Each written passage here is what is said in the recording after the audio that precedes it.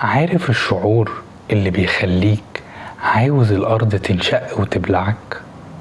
الشعور اللي بيقولك انت مش كفاية، انت فيك حاجة غلط، لو عرفوا حقيقتك هينبذوك. ده يا صديقي ويا صديقتي مش مجرد ضيق، ده العار، الوحش اللي بيعيش في الضلمة وبياكل في روحك بالبطيء. النهاردة في رحلة وعي هنفتح النور على الوحش ده عشان نصغره، وهنعرف ازاي نفك قيوده اللي حبستنا سنين. أول خطوة في التشافي هي إنك تفهم إيه اللي بيحصل جواك. في فرق السما والأرض بين إنك تحس بالذنب وإنك تقع في فخ العار. الذنب هو إنك تقول أنا كدبت وده تصرف غلط محتاج أصلحه، ده ضميرك الصاحي. لكن العار هو إنك تقول أنا كداب، أنا إنسان وحش ومستحقش الحب، ده حكم بالإعدام على نفسك. الذنب بيصلح السلوك، لكن العار بيدمر الوجود. خلينا نشوف العار ده بيستخبى فين في حياتنا، وركز معايا. لو شفت نفسك في مثال منهم، عار الفشل لما تخاف تبدأ مشروعك أو تتعلم حاجة جديدة عشان شكلك هيبقى إيه لو فشلت. هنا انت رابط قيمتك بالنتيجة مش بالسعي.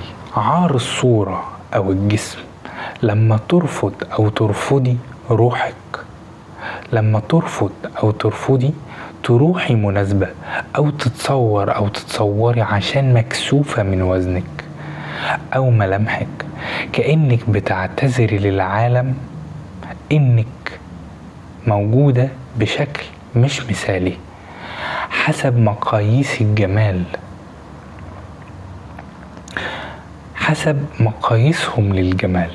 النوع الثالث العار اللي بنقول عليه يعيب الشوم. ده العار اللي ورثناه، انك تخبي مشاكلك، تخبي تعبك النفسي، تخبي حتى نجاحك عشان خايف من حكم الناس ومن احكامهم او من حسدهم. العار عامل زي الفطر اللي هو المشروم، بينمو في الاماكن الضلمة اللي مفيهاش هوا. هو بيعيش على 3 حاجات: السكوت والسرية والأحكام. طول ما انت مخبي سرك وخايف منه هو سجانك، لكن أول ما بتنطقه، أول ما بتشاركه مع حد واعي وبيحبك، أو حتى تعترف بيه لنفسك على الورق، سحره بيبطل، النور بيحرق العار. خطوات التشافي. عشان نبدأ الرحلة محتاجين نطبق 3 خطوات عملية. أول حاجة سميه باسمه. أول ما تحس بالانكماش ده قول لنفسك أنا دلوقتي حاسس بالعار. ما تتخنقش مع الشعور، بس حدده. 2 فصل الهوية.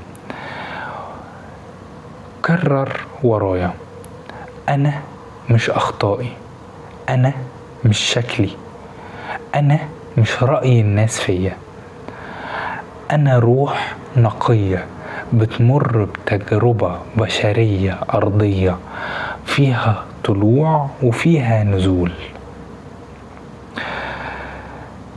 اتكلم مع طفلك الداخلي. العار غالبا بدأ وانت طفل، لما حد قالك عيب او انت وحش. طبطب على نفسك دلوقتي وقول لها انت امان ومسموح ان انت تكون انت. العار مش قدرك، ده مجرد غشاوة على عينك مخلياك مش شايف جمالك الحقيقي. فك القيد وابدأ اتنفس. انت تستحق تتحب زي ما انت، بعيوبك قبل مميزاتك.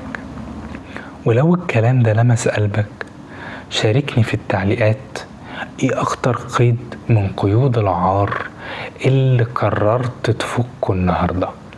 وافتكر دايما الوعي هو اول خطوة في طريق الحرية.